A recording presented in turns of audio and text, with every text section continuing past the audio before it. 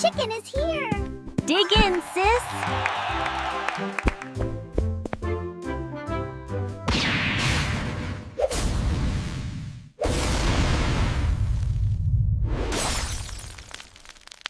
Imagine being stuck in a generic fantasy world for 20 long years.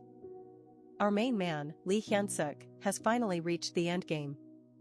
Today is the day he puts this overgrown monster in the dirt and saves a world that, quite frankly, probably doesn't deserve it. He is done with the hero business and ready to punch his ticket back to Earth. Look at this squad of supposed elites. We have got a mage, a saintess, and a knight, all looking like they are one sneeze away from a casket.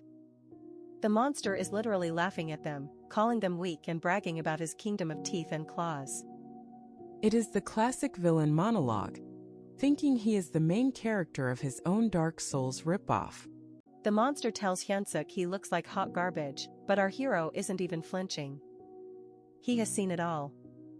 The beast screams about how Hyun-seok should submit or get torn to pieces, acting like a total neighborhood bully. But Hyun-seok is just waiting for the right moment to drop the ultimate skill he has been cooking for 2 decades. Hyun-seok decides it is time to wrap this up. He grips his weapon and prepares to unleash a move that sounds like a premium coffee order but hits like a truck. The vibe shifts instantly as he tells the monster that it is time for the final curtain call. You can almost feel the big mistake energy radiating off the beast right now. He calls out the paradox flame, and the monster is actually unimpressed. The big guy laughs, saying an attack that soft won't even leave a scratch on his thick hide. Oh, buddy, if only you knew that you are in a manhwa and the hero just named his attack. That is basically a death sentence in this genre. Hyun-seok isn't just a hero, he is a dimensional traveler, and he finally drops the bombshell that he isn't even from this world. The monster thinks he is just spouting nonsense to cope with his impending death. But the flames eating away at his body are starting to feel a little too real. He is realizing that his standard regeneration cheat code isn't working. Here is the lore dump: the paradox flame doesn't use oxygen. It uses abstract concepts as fuel. We are talking about burning your ego, your reason, and your precious memories. Imagine your very existence being used as a log for a campfire. This isn't just a physical burn, it is a conceptual delete button for your soul. The monster's hobby of resurrecting himself for centuries is officially cancelled. Hyun-seok tells him that his existence itself is what is currently on fire. As the monster starts to fade into a memory, he decides to be petty and tells Hyun-seok that he will never be remembered as a hero because his friends are actually just waiting for him to croak. The monster thinks he is dropping a massive truth bomb, but Hyun-seok just hits him with a stone-cold "I know." The monster is absolutely shook. Imagine trying to betray someone for 5 years only to find out they have been watching you be a snake the entire time. It is peak awkwardness for everyone involved. Let's talk about the Saintess, or as I like to call her, the red flag queen. She spent every day pretending to love and seduce our hero, but Hyun-seok reveals she actually despises him for being an outsider. Her whole plan was to make him soft so he wouldn't fight back when they eventually decided to purge him. Truly the definition of a toxic relationship. Then there is the knight and his petty emperor. The knight is packing a national treasure specifically designed to assassinate Hyun-seok because the emperor is scared the hero might take his uncomfortable throne. And the mage? He just hates Hyun-seok because our boy had the audacity to oppose their slavery system. This whole world is basically a trash fire. Hyun-seok admits he has known about this treachery for 5 years. The monster is baffled, pointing out that with this kind of power, Hyun-seok could have easily nuked the entire world that betrayed him. But our hero is built different.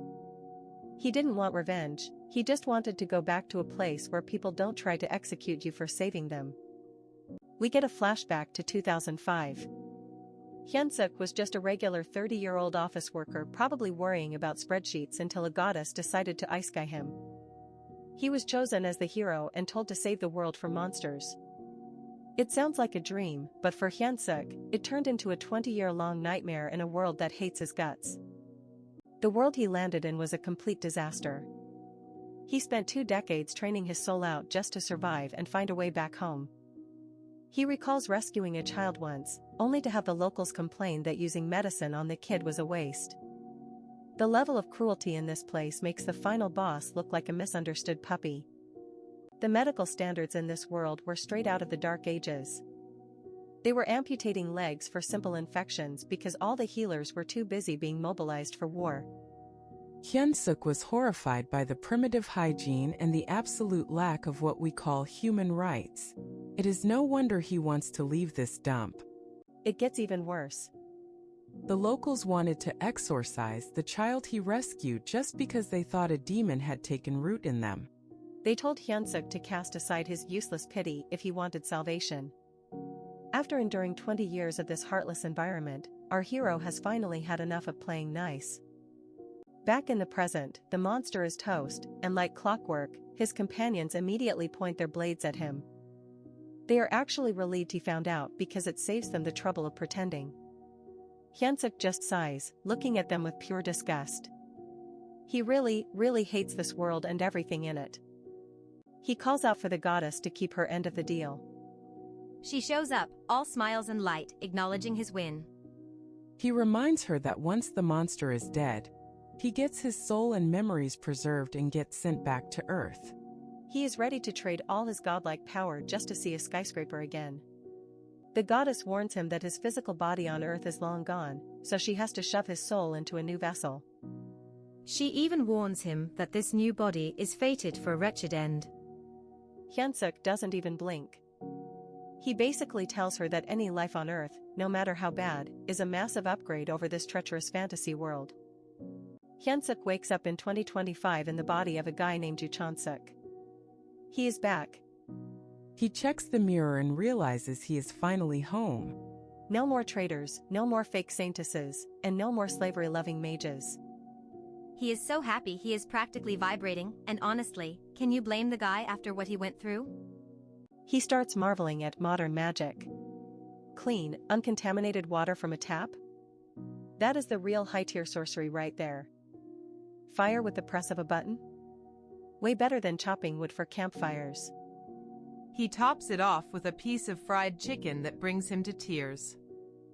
Our hero is back, and he is ready to take on the modern world, one drumstick at a time. Our hero is finally back on Earth, and he is treating the simple act of taking a hot shower like he just discovered fire. After 20 years of medieval grime, hot running water and a cool breeze at the push of a button are basically high-tier sorcery to him. He looks up at the clear 2025 sky, soaking in the peace he fought 2 decades to earn. While he is busy planning his legendary return to the gaming world with some StarCraft, reality decides to slap him in the face. A massive, terrifying monster with way too many teeth suddenly appears, turning his normal life dreams into a total jump scare. It turns out the universe has a really twisted sense of humor. The apartment intercom starts blaring about a corrosion rift and tells everyone to run for their lives to the underground shelters. Our guy is standing there completely baffled because he didn't sign up for an apocalypse expansion pack on his first day home. He realizes very quickly that something went horribly wrong with Earth while he was away. As he follows the screaming crowd, he sees monsters roaming the streets like they own the place. He starts questioning if he took a wrong turn at the dimensional rift because this looks exactly like the hellhole he just escaped. The irony is so thick you could cut it with a legendary sword. Just when he thinks he's lost the monsters, he bumps into a little kid who isn't even crying. Instead of running to a shelter, this absolute unit of a child asks the hero if he saw where the monster went because he wants to go kill it. Talk about a main character, complex in the making. The kid, Yoon-seok, drops a massive lore bomb. Earth has been a monster-infested battlefield for 13 years now. Our hero ends up tagging along with this pint-sized hunter, probably wondering if the goddess is currently laughing her head off at this cruel joke. He wanted a vacation, but he got a sequel instead. He tries to wrap his head around these corrosion rifts, which are basically unpredictable monster spawners that show up whenever they feel like it. When the kid asks why he's so clueless, our hero tries the classic "I was living in America" excuse. It is the ultimate cover-up for any dimensional traveler, honestly. But this kid is a professional hater and calls him out immediately, saying he saw on YouTube that you can't even travel from the US to Korea anymore. Imagine being a legendary hero and getting fact-checked by an elementary schooler with an internet connection. It is a tough look for Lee Hyun-seok. To keep the kid quiet, he pivots the conversation to the boy's favorite hunter, a top-ranked warrior named Lee Se-eun. Apparently, she is part of the Janabi Guild and clears rifts with a massive greatsword. Our hero is intrigued to find out that humans on Earth have actually started using fantasy logic to fight back. His combat senses start tingling as he detects a whole pack of monsters closing in. He counts 5 in front and 1 more cleverly hiding in the shadows, making it a total of 6. He notes that his new body has some decent strength, but he is seriously missing a real weapon right now. Then he feels it, the air is literally vibrating with mana. It is the exact same energy he used for 20 years in the other world. Even though his old mana pool is bone dry, he realizes that the paradox flame is permanently engraved on his very soul. The monsters are about to find out they messed with the wrong office worker. He lets out a small burst of purple fire and absolutely incinerates the threats. The kid is losing his mind with excitement, calling it a unique skill, and acting like he just saw a celebrity. Our hero is just glad the kid didn't get turned into a snack. The boy starts lecturing him about confirming the kill because that is what the Hunter Academy YouTube channel recommends. He almost runs straight into the flames to check, but the hero has to grab him and explain that the paradox flame doesn't stop until the target is truly deleted. He tells the kid that whatever YouTube is, he needs to stop watching it before he gets himself killed. Then, he borrows the boy's toy staff to finish off the remaining monsters. Using a kid's toy to solo a monster pack is the kind of flex only a veteran hero could pull off. Standing in the aftermath, the familiar smell of blood hits him, and he hates it. He fought so hard to escape a world of monsters just to find his home turned into a mirror image of that nightmare. It is like the universe is forcing him back into the hero business whether he likes it or not. The kid's mother finally shows up, and she is draped in designer clothes and luxury jewelry. Our hero realizes the kid is actually a rich young master, which explains the fancy toy staff. But before they can celebrate the reunion, the shelter wall literally collapses under a monster attack. Amidst the new chaos, he asks the boy why a rich kid would even want to be a hunter instead of living in a safe mansion. The boy's face goes dark as he reveals he lost his father to a monster in a bunker that everyone said was 100% safe. That is some heavy trauma for someone so small. The kid vows to become the strongest hunter and save the world so no one else has to lose their family. Our hero just gives a small, tired smile and tells the kid that saving the world is a job for someone who has actually done it before. It looks like the retirement plan is officially on hold. So our hero spent 20 years in a medieval nightmare only to come home and find out he is literally down to his last pennies. He fought literal gods and monsters, but now he is getting checked by the ultimate boss of modern society, a bank balance of exactly 3,201. Turns out, being a legendary savior doesn't pay the bills on Earth. He originally promised some kid he would save the world, but the second he saw delivery food and modern gaming, his inner hero went on a permanent vacation. He is sitting there winning games and drinking sodas, realizing that doing anything with just one touch is way better than swinging a heavy sword in a swamp. Reality hits hard when he tries to order a midnight snack and gets a big fat insufficient funds notification. The original owner of his body, Yoo Chan-seok, worked for a logistics company that went belly up thanks to a corrosion rift. With the entire global economy currently in the trash, finding a normal desk job is basically a side quest with 0% drop rates. Since no one is hiring regular office workers anymore, he decides to lean into the only professional experience he actually has, killing things. He heads over to the Hunter Association, realizing that in this ruined world, the only way to eat steak is to sign up for more monster hunting. The association is packed with rookies who think they are the next big thing just because they awakened a unique skill. Our hero is just standing there looking at them like they are a bunch of hyperactive small fries. He has seen real war, so watching these kids get hyped for a formality of a test is almost cute in a sad way. Suddenly, the entire building goes quiet because Lee Se-eun, the 10th ranked hunter in the world, decides to show up for a surprise scouting session. Everyone is losing their minds because they didn't expect a top-tier pro to be hanging out at a rookie recruitment event. She is like the celebrity of the hunter world, and her aura alone is enough to make the small fries start sweating. The scouts are all focused on a girl named Han Sang-ah, a star graduate who uses electrokinesis. They are convinced she is the MVP of this batch, while our boy Yoo Chan-seok is just a random civilian in the corner. They even joke that maybe she can charge some batteries if the monster hunting thing doesn't pan out. Veteran hunters are standing around eating candy and gossiping about how academy training is basically a joke compared to a real corrosion rift. They think these students aren't ready for actual combat, totally missing the fact that there is a guy in the room who spent 2 decades as a one-man army. The first match is finally starting, and Hyun-seok tells himself he just needs to raise his market value high enough so he can afford a decent life. He is treating this like a job interview where the primary goal is getting a fat paycheck so he can go back to his delivery apps. The announcer is losing it because they have got a civilian on stage who isn't even from the Hunter Academy. They are calling it unprecedented, which is just the polite way of saying everyone expects this guy to get absolutely bodied in the first round. Our hero is still just trying to get used to his new name. The rules are clearly stated: no personal weapons and no killing your opponent. Hyun-seok finds the don't kill part a little bit annoying since he has spent the last 20 years doing exactly that. He just wants to win fast, get paid, and finally eat a decent meal. His first opponent is some arrogant guy calling himself the undefeated spearmaster of the academy.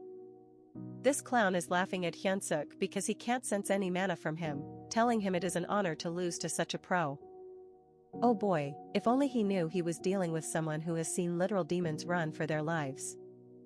The spearmaster charges in, but Hyun-seok moves so fast he literally vanishes into thin air. Before the academy boy can even blink, our hero is right behind him, roasting his clumsy spear handling. The crowd is silent because they can't even process the speed of a manaless civilian. Hyun-seok decides to use his bare hands because using a real weapon on this kid would probably be classified as a war crime. He hits him once and the undefeated star goes down like a sack of potatoes. It is actually shocking to our hero that the elite hunters on Earth are this incredibly weak.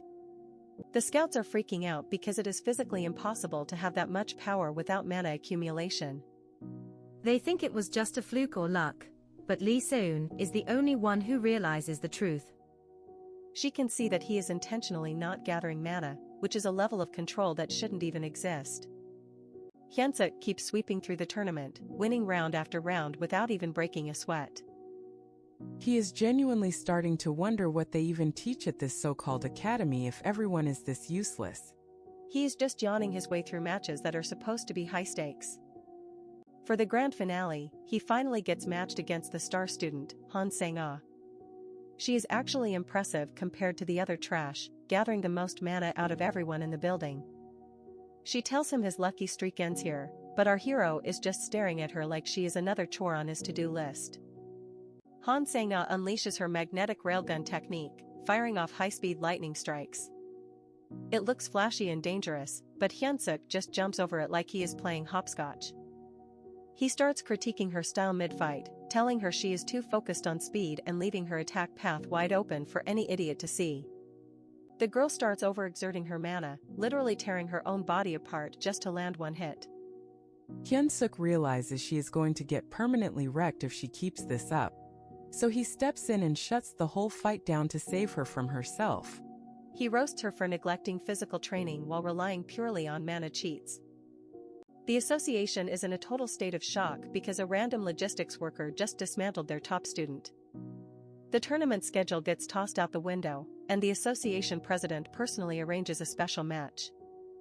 They aren't letting him go home yet because someone wants to see his real teeth. Lee Seun herself steps onto the stage, challenging Hyun-seok to a duel right then and there. She tells him the stage has been too small for him and wants to test his real skills. Our boy just gives her a smirk and accepts, knowing that taking down a world-ranked pro is the fastest way to get that rich lifestyle he has been dreaming about. The duel between our veteran hero and the high-ranking Lee Seun is heating up, and let's just say it is a grueling stalemate. Hyun-seok has the moves of a god, but his new civilian body is practically screaming for help. He is trying to keep the pace, but even he has to admit that fighting a world-class ranker isn't exactly a walk in the park. His speed is tanking faster than a crypto coin, and he realized he can't even exploit the openings he sees because his legs won't listen to his brain. Seun is actually shocked he is still standing after 30 minutes, but for our boy, this is only the start of the real struggle. He is really feeling the difference between a legendary hero body and a guy who probably sat at a desk all day. Even though he is holding his own, Hyun-seok knows he is hitting a wall. Seun is moving like a true professional, and every second that passes is another second his underdeveloped muscles are begging for a break. He was hoping for a good warm-up, but this is turning into a full-blown marathon of pain.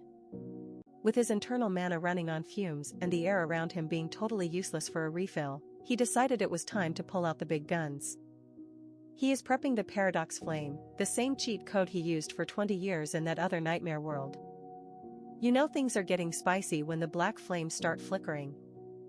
Here is the crazy part, these flames don't care about wood or coal. They eat abstract concepts for breakfast. To get over his physical wall, he chose to burn his own fatigue. Imagine just incinerating your tiredness instead of taking a nap. It is the ultimate life hack for anyone stuck in a boss fight. As soon as the flames ignited, the exhaustion in his muscles just vanished into thin air. He is moving with godlike speed again, and Seun is looking at him like he just grew a second head. She can feel the mana in the arena going absolutely haywire because what he is doing literally breaks the laws of physics. He recovered in record time, and Seun is starting to realize she is not dealing with a normal rookie. He is moving faster than before, and she is actually having to try now. He is basically hacking his own biological limits in real time just to keep the duel interesting. He explains the whole broken mechanic. He uses a tiny bit of mana to start the fire, and then the fire burns his fatigue to create even more mana. It is a self-sustaining loop of pure madness. This basically turns every fight into a war of attrition where the other person always runs out of juice first. He even had the audacity to ask her if she likes men who refuse to quit. Seun shut that down immediately, saying she absolutely hates them. She realized she is now stuck in an endurance test against a guy who has found a way to have infinite stamina. It is every ranker's worst nightmare. The battle is turning into a total slog, and Seun is looking more and more annoyed. She is a top 10 hunter, and she is being forced into a marathon by a guy who isn't even wearing a proper uniform. It is the ultimate test of patience for both of them. But wait, there is always a catch with these OP skills. Just like a real fire leaves ash, this conceptual flame leaves a nasty residue in the user's soul. Once his spirit is fully charred and only ashes remain, the flame is going to flicker out for good. He is basically burning his own soul to keep the fight going. This legendary battle stretched on for a mind-blowing 4 hours and 17 minutes. Eventually, the strain on his tiny human body and his soul became too much, and he had to throw in the towel. Seun took the official win, but everyone knows who the real beast in that arena was. Despite winning, Seun was clearly feeling the hype.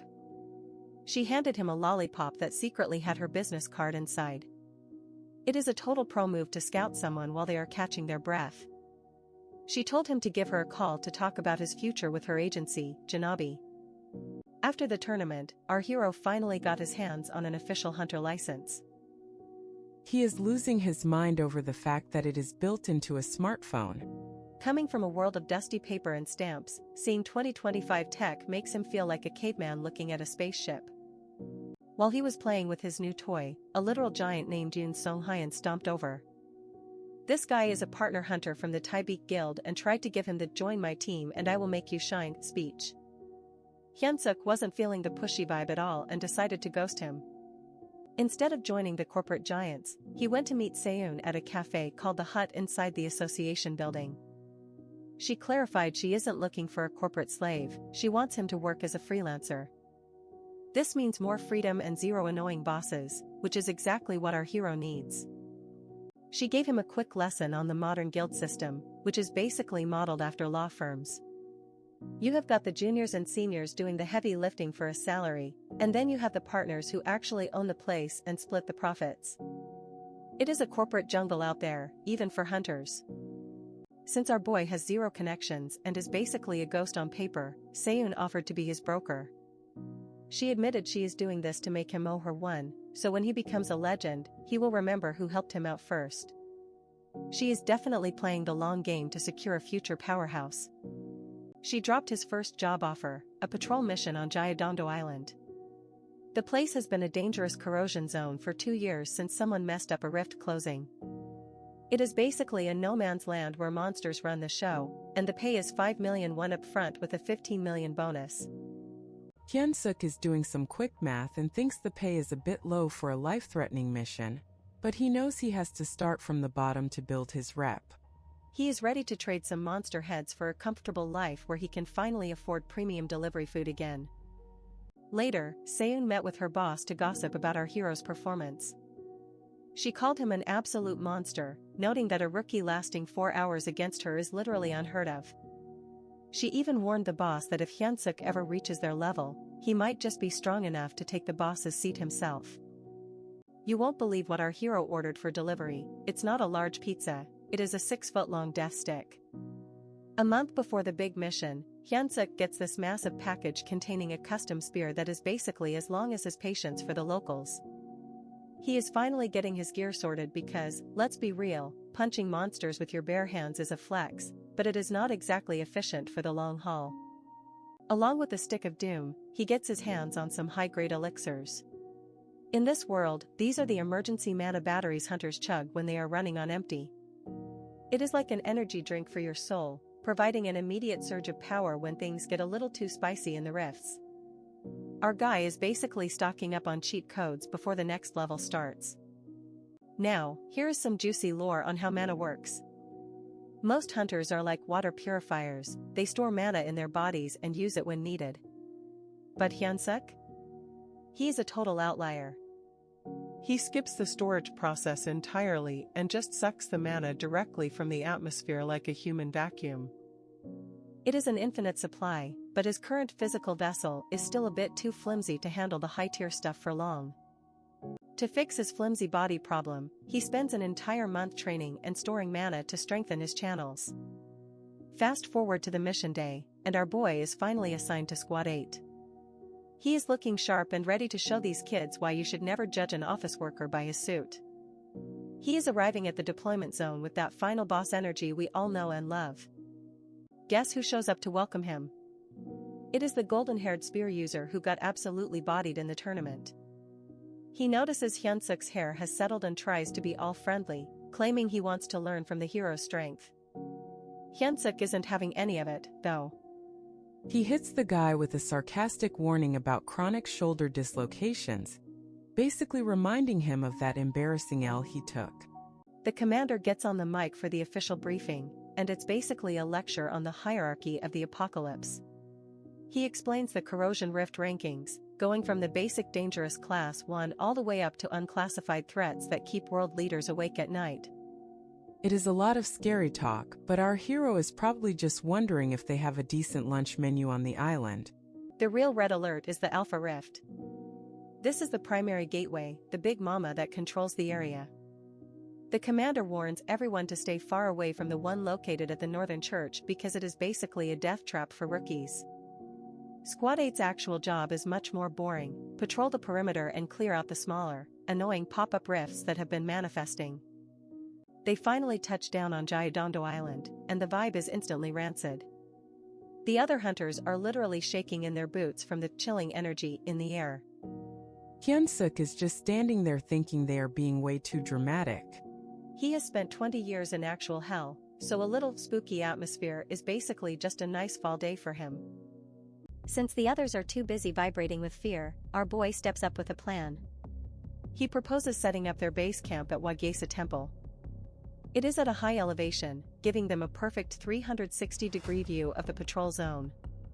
It is basic tactical common sense, but common sense is a rare drop in this genre, as we are about to find out. Enter the classic arrogant veteran hunter. This walking red flag starts mocking Hyun-seok's suggestion, refusing to take orders from some inexperienced rookie. He thinks his age means he knows everything, which usually means he is about to become monster food. He decides to split the squad, taking the real hunters with him and leaving the kids behind. One guy named Kim Min-jae decides to stick with Hyun-seok and Han Sang-ah. He claims he is worried about 2 rookies acting on their own, but let's be real, he probably sensed that following the angry veteran was a one-way ticket to a casket.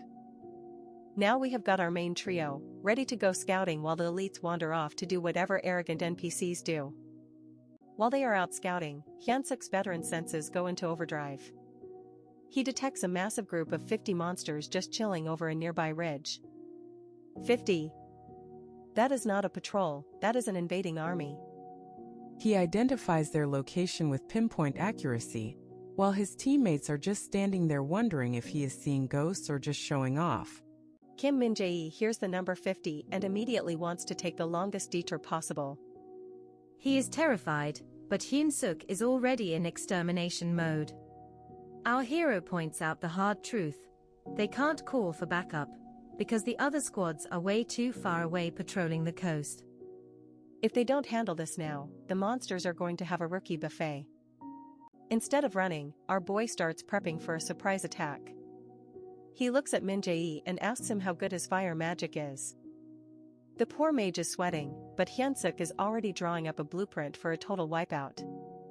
He doesn't want a long fight, he wants maximum efficiency, and that means using his teammates as tactical tools. Here is the play. Min-jae is going to stay in the center and spam fireballs like he's playing an arcade game, while Hyun-seok and Sang-ah handle the flanks. Sang-ah is actually impressed by how detailed the strategy is, realizing that our civilian rookie is anticipating every single move the monsters might make. It is like he is a professional grandmaster playing against toddlers. The battle kicks off, and it's absolute chaos for everyone except Hyun-seok.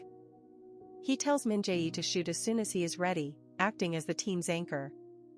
He emphasizes that role division is the key to winning without wasting a single drop of mana. The monsters don't even know what hit them. 1 second they are resting, the next the ridge is raining fire. Our boy takes it upon himself to be the ultimate bodyguard. He is shielding Min-jae so the mage can focus entirely on recharging his big spells without getting his head bitten off. It is all about that battle efficiency. He is clearing the path while Sang-ah cuts down anything that tries to slip through. They are moving like a well-oiled machine, and it's glorious to watch. With a final, coordinated strike, the trio successfully wipes out the entire pack of 50 monsters. The ridgeline is silent, and the rookies have just completed a feat that would have probably killed the arrogant veterans. Hyun-seok just stands there, probably thinking that 50 monsters is a decent warm-up, but he is still waiting for a real challenge. Mission accomplished, and they didn't even break a sweat. The small-scale fight is over, but instead of taking a nap, Hyun-seok pulls out what looks like a futuristic tagging gun. Kim Min-jae is standing there like a startled kitten, thinking our hero is about to pop a cap in him for no reason. But chill out, it's not a strap, it is just the most efficient way to make some bank in this economy. Hyun-seok starts planting microchips into the monster corpses like he is working a high-speed assembly line. He explains these are for his junk dealer contact. Basically, once the mission is done, these guys roll in, collect the loot, and handle the heavy lifting while our boy just sits back and waits for his direct deposit. Let's be real, carrying around heavy monster byproducts is so last century. This system is peak efficiency. The dealer appraises the items, sells them, and splits the profits. It is like an Uber for monster parts, and Hyun-seok is a 5-star customer who knows exactly how to maximize his gains without breaking a sweat. While they are talking shop, the atmosphere suddenly turns rancid. A massive mana presence starts radiating from the shadows, and you can practically hear the boss music starting. This isn't another small fry, it is something way more dangerous, and it is definitely looking for a snack. Enter the mid-boss, and this thing is an absolute unit compared to the trash they just cleared. Min-jae, bless his heart, suggests a pincer attack followed by a strategic retreat, basically the hunter version of hit it and quit it. But Hyun-seok isn't in the mood for a team-building exercise. Our hero goes full aggressive mode and barks at his teammates to stay back and stay out of his way.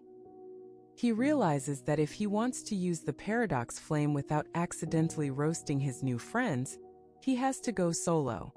It is not that he doesn't like them, he just doesn't want to explain why they are currently on fire.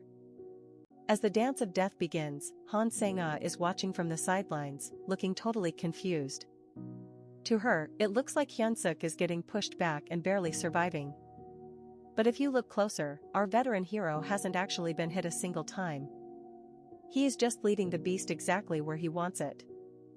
This is what 2 decades of combat experience looks like. He is dodging and attacking simultaneously, moving with a rhythm that the monster can't even touch. Every time his spear connects, black flames erupt like a conceptual virus eating away at the creature's existence. The output of the paradox flame starts cranking up, and the monster is starting to feel its soul getting heavy. It is losing speed and looking more like a confused puppy than a terrifying beast. Sang-ah realizes that Hyun-seok isn't struggling at all. He is literally toying with the thing like it is a training dummy. Once the creature's strength is sufficiently charred, Hyun-seok decides he is done with the games. He puts all his weight into a final, precision spear throw that ends the monster's life and its career. No flashy finishing moves, just cold, calculated execution from a man who has done this 1,000 times. Mage is having a total internal crisis right now. He is questioning how a civilian rookie can dominate a high-level entity with zero effort. The gap between their skills isn't just a canyon, it is a whole-ass ocean. He is looking at Hyun-seok like he is a glitch in the simulation. The group starts putting the pieces together, and the picture is getting ugly. Why would a monster this strong show up in a zone that was briefed as unclassified? Either the association is incompetent, or someone is lying. Either way, the safe mission just got a major difficulty spike. Hyun-seok drops the grim truth. The Alpha Corrosion Rift has evolved into a Grade 3 threat. For those of you not fluent in Apocalypse, that means the survival rate for most of the hunters on this island just dropped to nearly 0. It is officially a buffet, and the hunters are the main course. Sang-ah, being the sentimental one, begs our hero to go and save the other hunters before they get eaten. But Hyun-seok shuts her down faster than a failing business. He reminds her that he is only one guy and their mission is to clear rifts, not to play a hero for people who won't even follow basic instructions. He drops a harsh truth bomb about survival. In a world like this, people are going to die, and being sentimental is just a fast way to join them. You can't save everyone, especially when you are up against a Grade 3 nightmare. It is a brutal lesson, but hey, that is what 20 years of trauma gets you. They find a building to lay low in, but Hyun-seok sees other hunters using lights like they are inviting the monsters for dinner. He sends a mass warning message telling them to cut that out and explaining the new Grade 3 status. He is basically the only one on this island with a working brain right now. He learns that the only way to clear this corrupted zone is to destroy the core of the rift itself. Since he doesn't want his teammates slowing him down or getting killed, he waits for them to fall asleep. He sets up a monster detecting alarm for them and then slips out into the night like a total badass. Solo mode is officially activated. He is trekking toward the Alpha Rift coordinates, but he is intercepted by yet another monster he doesn't recognize. The mission is getting more complicated by the second, and it looks like our hero is the only thing standing between this island and total annihilation.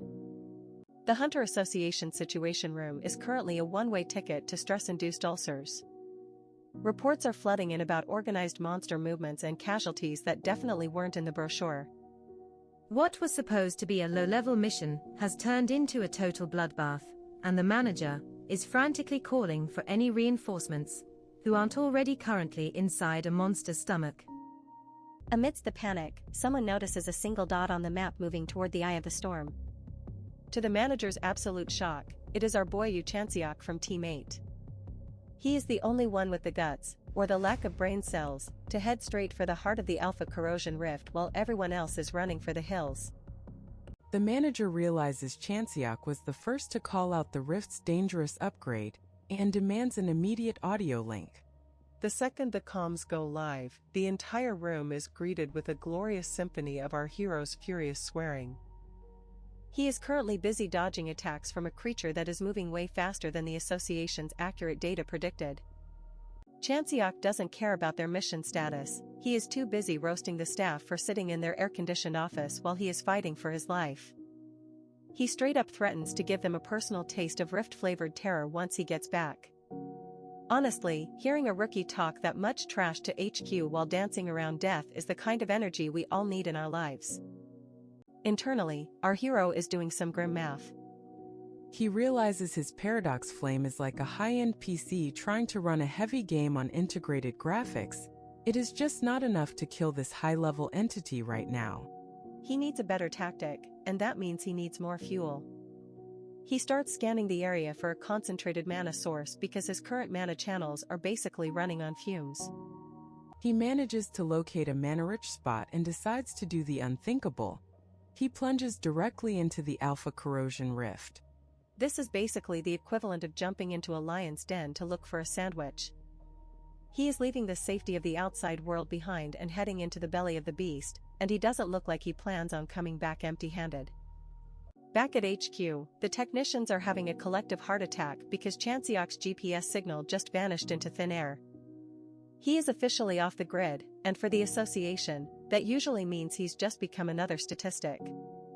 They have no idea that our hero is actually just getting started and that he much prefers the no-signal life anyway. Inside the rift, Chan-seok is actually surprised by how clean and massive the place is. It is a far cry from the messy, gore-filled dungeons he's used to. He starts musing about how much more terrifying the higher-grade rifts must be if this entry-level grade 3 looks this impressive. It is like he is touring a luxury apartment that also happens to be trying to kill him. He takes a moment to reflect on the perks of his paradox flame.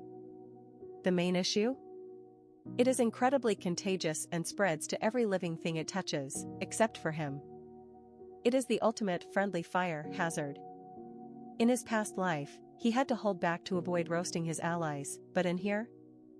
He is all alone, which means he can finally go full psycho mode with zero restraints. This is where the real fun begins. He notes that being solo in a rift is basically a vacation for his soul. He can let his flames roar and his spear fly without worrying about some annoying Saintess or knight getting in the way of his kill count.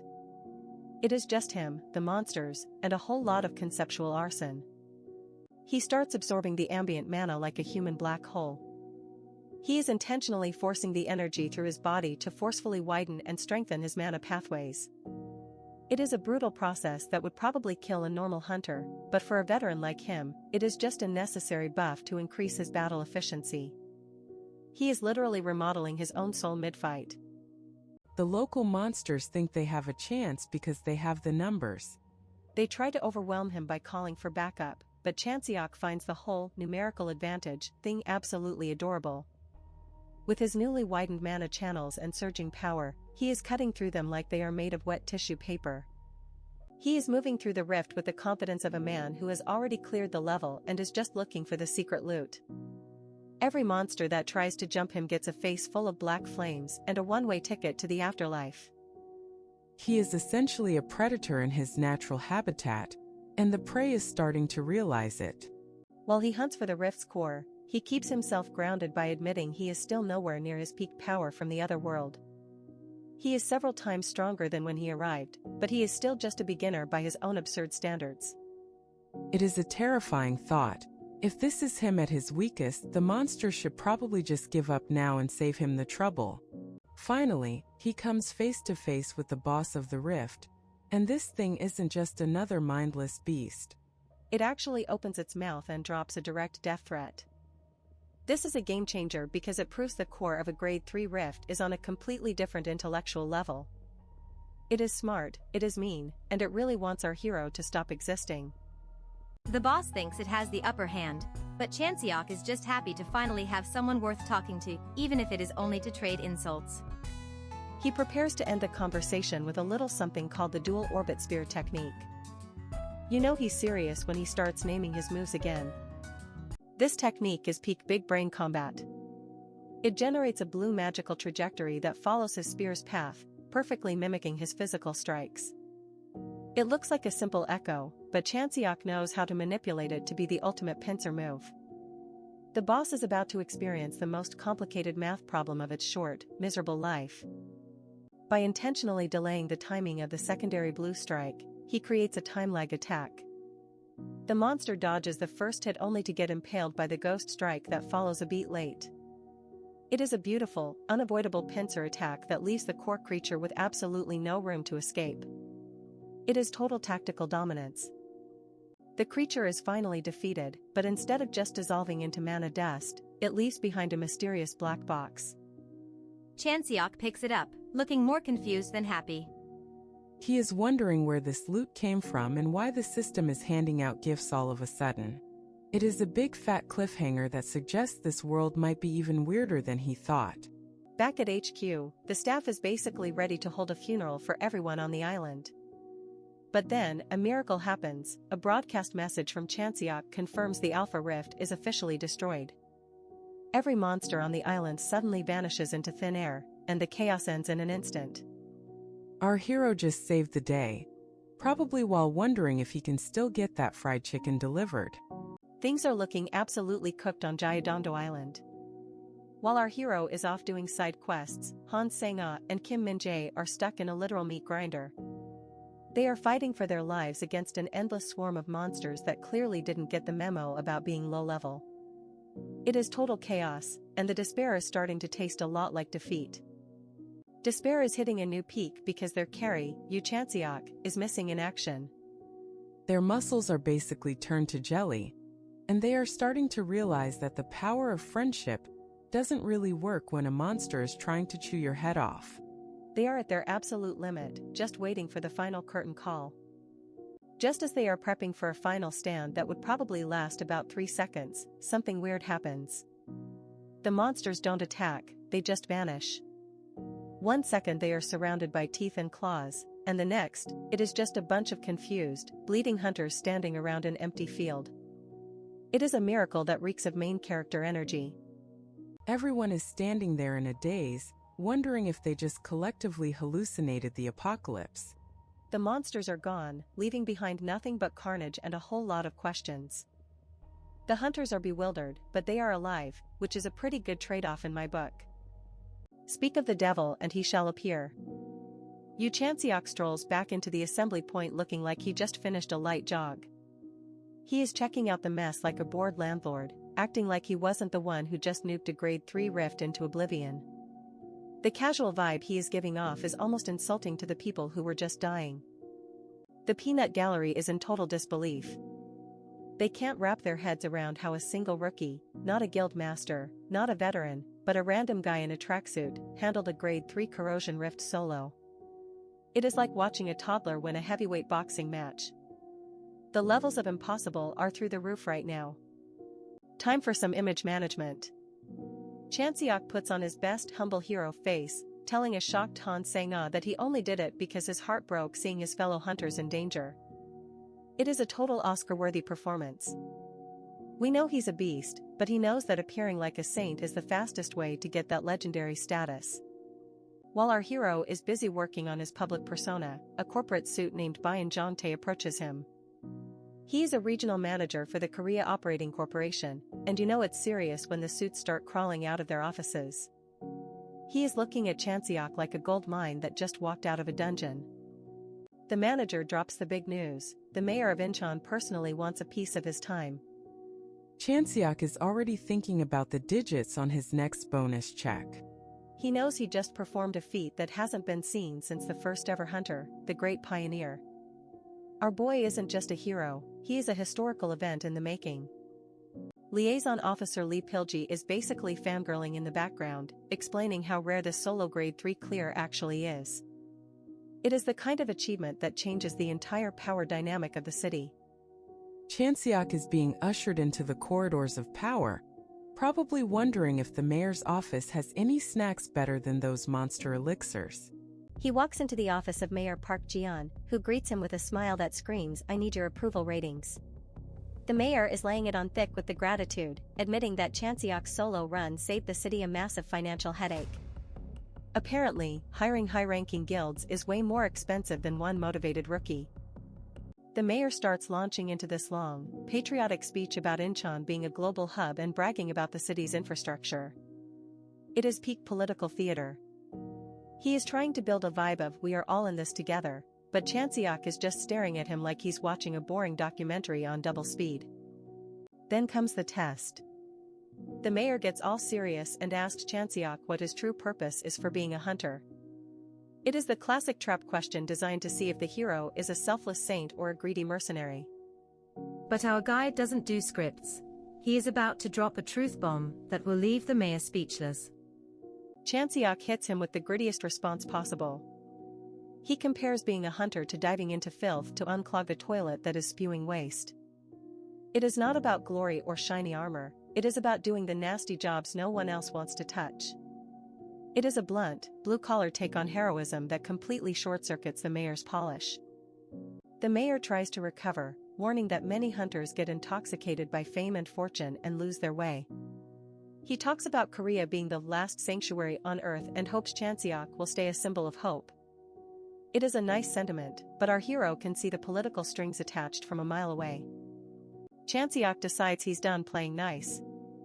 He directly calls out the mayor's tanking approval ratings and exposes the whole plan to use his fame for a difficult re-election. It is a total power move. He tells the politician that he is not a mascot for hire and that he knows exactly what this meeting was really about. The mayor tries one last-ditch effort, offering brand deals and commercials. He even suggests Chan-seok become the face of a popular coffee mix. Our hero finds it absolutely insulting. He tells the suit that a hunter of his caliber doesn't need a politician to get famous. His own path is already paved in monster blood and black flames. Chan-seok walks out like a boss, leaving the mayor to stew in his own failed schemes. But the scene shifts to a mysterious figure watching footage of our hero's exam.